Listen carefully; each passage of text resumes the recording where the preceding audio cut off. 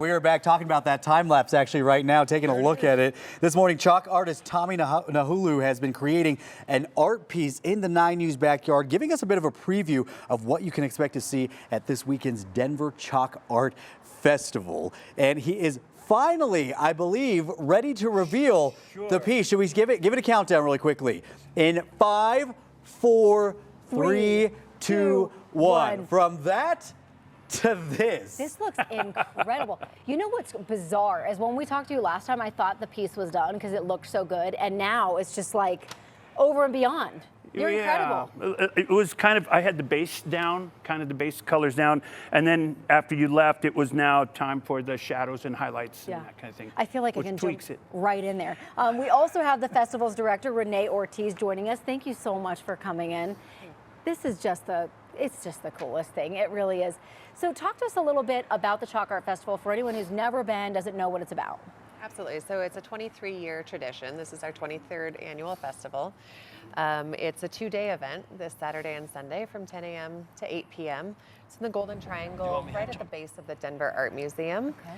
And it is what I love about it, the art, but I also love that it's free to attend. Absolutely. You don't need a ticket. You don't need to do anything. Just come down and show up. And the whole part about it being a 2-day event is really that process of being able to see it go from just a few outlines to an entire masterpiece over the course of those 2 days. Now, Renee, are you an artist also, or you just have a love of art?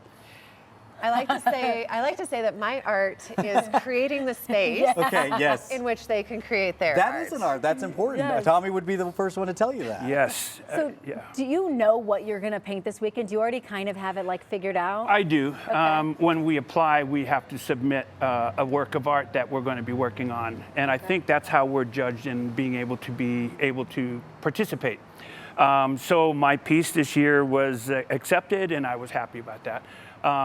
But yeah, it's actually, I'm going back. My pieces so far with chalk art has been family related. A lot of my heart and soul kind of part of it. And this is right in line with that. It's kind of a follow-up to what I did virtually. I'm just going to do it a little differently, but yeah, it's kind of an ode to my love for Denver Parks and Rec. Oh, I love that. Okay, yeah. That's a nice little tease right there. If you actually want to see what his creation is going to be, you have to go out to the festival. Renee, speaking of, tell us when and where and how long we're going to be able to check everything out. Absolutely. So we start Saturday morning at 10 a.m. A lot of people choose to come to the festival both days. They'll come Saturday to see the beginning and then Sunday for the end. Sunday by 4 p.m., all of the chalk is done. We stay open until 8 p.m. So if you want to come out and just see the finished products, that's from 4 to 8. We also have an awards ceremony at 5 o'clock where we recognize the best of the artists from the show. Oh. Tommy was he took second Best of show last year, which was quite the honor. I love that. Should we pick that up, show off here? Don't drop it. Don't drop it. I'm watching. I'm watching. Yeah. I know, It shatters. That would be my luck right This was quite the honor, without a doubt. There are at least 50 others I could see have taken a second place award. How I got in that mix, I'm not sure. I mean, I walked around and it's unbelievable how many beautiful pieces. And like you say, it's free, so you can actually come and go. You don't have to be there the whole time. Yeah. You can go, you can have lunch, you can do things at the park, come back, and just see the progression because it's miraculous what goes from a street to a finished masterpiece, as she said. Yeah, I mean, you are incredly talented. I cannot wait to see what's in store this year. And when you come back next year, that's going to say first place. Oh. You never know. I mean, there's 200 artists, 100 pieces. I would love to, but I'm really about spreading the love. Okay. And I would love to see one of the others that I thought deserved this get a chance. Humble man, Tommy. Yes. All right, so it's this weekend. It's free to go out. Check it out. It's family friendly. Thank you so much for coming in, and it's going to be a great weekend weather-wise. Yes. Until Sunday night, but that's the point of the chalk. Yeah, exactly. You got to actually go on those 2 days. So if you want to see their beautiful creations, you got to make it out while Mother Nature is still forgiving. The Rockies are getting ready to play the Mets tomorrow here at home in a game you can actually watch right here on 9 News and KTVD, which is awesome. We're so stoked about our new partnership with the Rockies. It is the first in a 3-game series at Coors Field this weekend. Lots of fun things happening at the ballpark as well. Brady O'Neill with me this morning. He is the in-game stadium host for the Rockies. Going to talk about all the fun plans. Brady, thank you for being with me this morning. Oh, of course, of course. We're so excited to be out here. You know, 9 News, great partner. We're excited to be here. So thank you, thank you. No, we're glad people can, sit at home and watch the games if they can't make it out. First of all, I love your jacket. This is such a vibe. Thank you. Yeah, I wanted to see what the studio lights would do to it. So. No, I feel like I need more glitz. My goodness. Okay, so we're really excited because tomorrow is actually Pride Night at Coors Field. It is. What can we expect if we come out to the game? You know, just Coors Field's for everyone, so we'll start there. Yeah. But we do have a special Pride Night package, so you can buy a special ticket package. It comes with some really cool sunglasses, Wow. so some a Wanna little model different. these? Yeah. So cute. You're not going to blend in with those. No. So yeah, come on down on Friday night. Okay. Feel free to stand out. Amazing. And then, but that is with a special ticket package. Okay. Saturday night we have the Brenton Doyle bobblehead. Oh, so fun. That's the first 15,000 through the gates. So. If you have a ticket, get there early. Okay. Don't hang out. Okay. Don't Don't down. dilly-dally, Yeah, don't. Brady. Like we'll get you inside the ballpark. We want to see you. You know, we got pregame drink specials on the rooftop. Yeah. Come hang out with us. That area is such a vibe. It is. It's so much fun. The vibes are immaculate on the rooftop. No better view in any stadium. There's just not. And then every once in a while, we are blessed with a sunset. That we Coors go. Field sunset, there's nothing Yes. like it. So Oh, my goodness. I've been to a lot of ballparks. It's one of the best. Agreed. And then on Sunday, we do have we'll call it tropical Hawaiian shirt. I don't know if you can see it, but we got little dinger heads in there. Oh, fun. It's this one's just a sample, but my hallway at the stadium is full of it. All right, so we got lots of these. Once again, Sunday, come out early. We want to see you. Gates open 2 hours before for A&E, and then an hour and a half for the other gates. Okay. Get here early. Make Yes. sure you get that. I don't want to hear you in the third inning showing up saying, missing "Where's out my the fun." shirt?" Right. Yeah, that's not how it's going to work. Are you going to be wearing one of these on Sunday? Yeah, I will. Okay. One of my biggest regrets is working in the summer and being the jacket guy. Right. I should have been the Hawaiian shirt guy. Right, and now you can be. It's too hot. Now you are. I love it so much. Also, City Connect uniforms will be back on Friday as night, well. yep. We debuted those on 9. Those are so cool. But anyone who missed it, we have got them on the screen. Talk a little bit about those. No, they look great on TV. They Yes. look great in person. It's awesome because we got to keep the purple, and then we introduce those colors of those sunsets like I was know. talking about. And that light blue, it's actually fun for us to wear different colors. Right. My wardrobe it's bright It's been and powerful, right. but it's so purple centric. It's fun to know. I mean, the bright pink, the like orangey yellow, gold, I guess is what you would call it. But it's a lot of fun for us at the stadium to see people supporting us and wearing some abusive colors. It pops on the field too. Actually, which is cool. that might I be the know. color. This You is- did it. We're ready. We're complimentary today, Brady. What are you most excited about this weekend?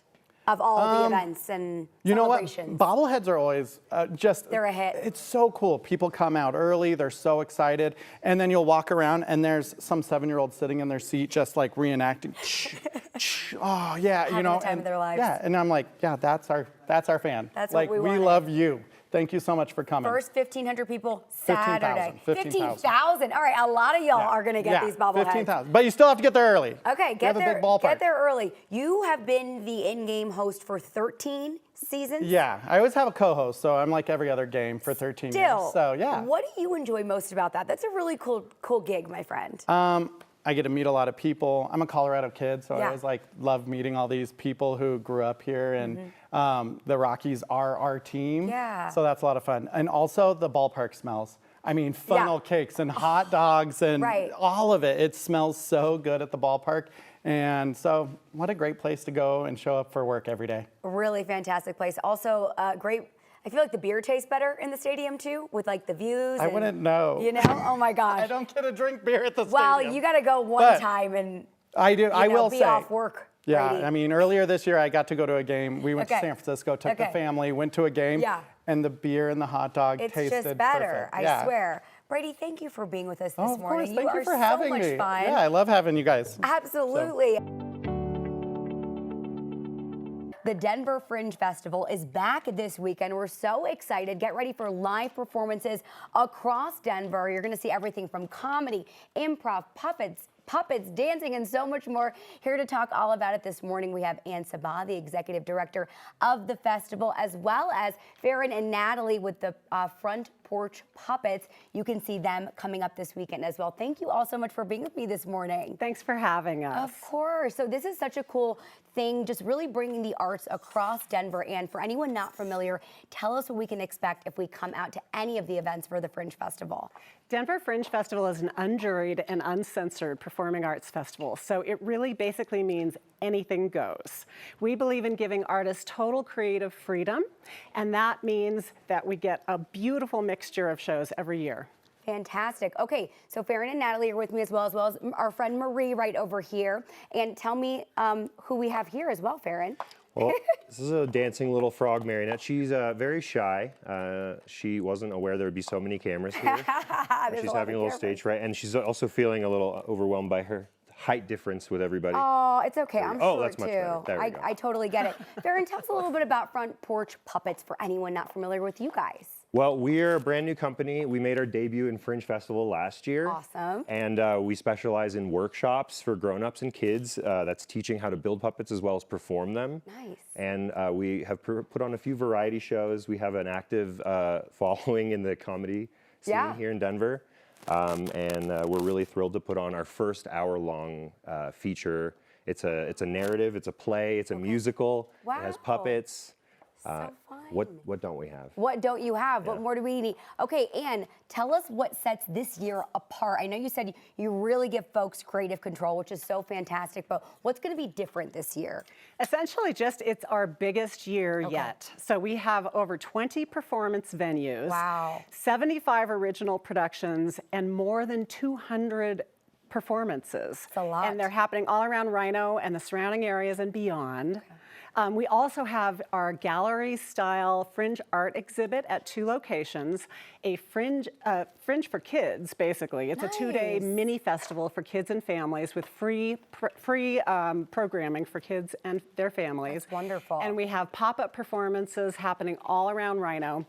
So you can see stuff for free, circus, comedy, a whole variety of things for free. Okay, wonderful. That is so fantastic. Okay, and I know we have our friend Marie over here. I think we want to have a little chat with you about what we can expect at the show. Thank you. Yes, I am the executive producer. Erica, I was told Kyle Clark was going to be here.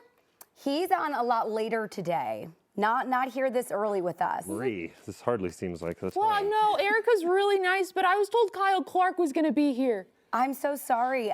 You'd have to come back later if you want to meet him, Marie.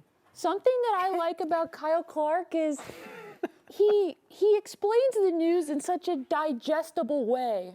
That is so wonderful. Marie, thank you for being with us this morning. We so appreciate you. I'm just grateful to have been allowed in the building, and and Erica, you're no slouch either. I just want to make that clear. Oh, Erica, you're killing it. You're killing it. Thank you, thank you. You guys are so sweet. Where can we see y'all's show this weekend? At the People's Building, June 6th, 7th, and 8th. The times are varied. They're all on the website, as well as our website, frontporchpuppets.com. Great. And on our Instagram as well, Front Porch Puppets. Amazing. And Ann, how can we come out to all the events and support this weekend? Yes, go to our website, denverfringe.org, and there you will find all the information, full schedules, tickets, passes, all the information you need. Amazing. Thank you all so much for We're joining thrilled me to be this here. morning. I so appreciate you. Welcome back. The most prestigious off-road motorcycle racing series is coming to the Denver area this weekend. The Pro Motocross Championship is this weekend at Lakewood's Thunder Valley Motocross Park. And to talk all about it, we have racers Lance Kobush and Race Hernandez joining us this morning. Thanks for coming in. Thanks for having us. You guys are next level wild. I mean, truly. All right, so you're a Colorado native, right? Yes, ma'am. What is it like to come back home and like race in front of your friends and family? Oh, it's awesome. I mean, to be here in front of everybody that supports me, it's, there's nothing like it. So excited to get the week going and gonna have some fun. It's so cool. So you said you've been racing since you were about 3. Yes, ma'am. And your whole life you've been racing, right? Yep, 3 as well. Okay. Where are you from? Tell us a little bit about your background. I'm from Missouri originally, and I've lived in Texas for about 5 years. Okay. And I have done this my entire life. So I've traveled all over the world racing, and yeah.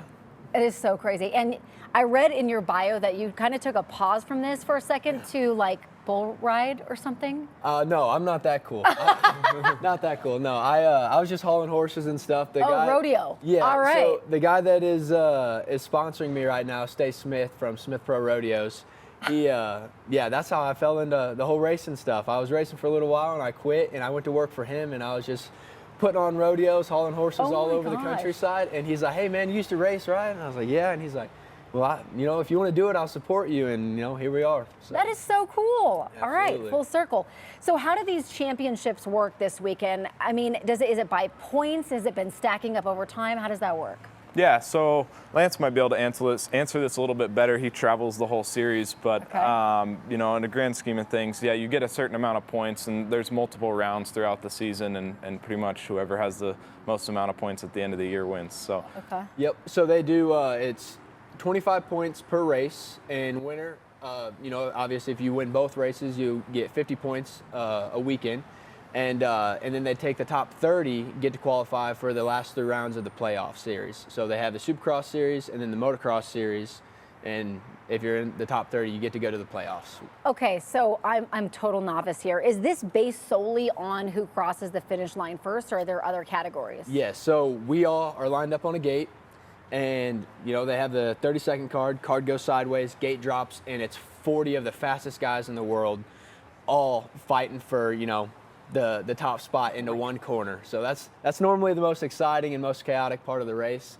And and then we go for 30 minutes plus 2 laps twice, and first one to finish is the winner. You guys are wild. Oh my gosh, I'm watching this video. It's blowing my mind. Like some of these jumps, it's just crazy. Weather's looking good for this weekend for the track, so that is good. Where can people go to find more information, get tickets? And I assume people can come out and watch, right? Yeah, absolutely. You can buy tickets online, come out, check it out, get firsthand experience on watching, the best dudes in the world race, smelling that race fuel, and you can really get up close and personal down in the pits, meet all of the riders, and there's not another sport like it. So if you want to check out something new, come check us out on Saturday at Thunder Valley. Okay, what's your favorite part of racing?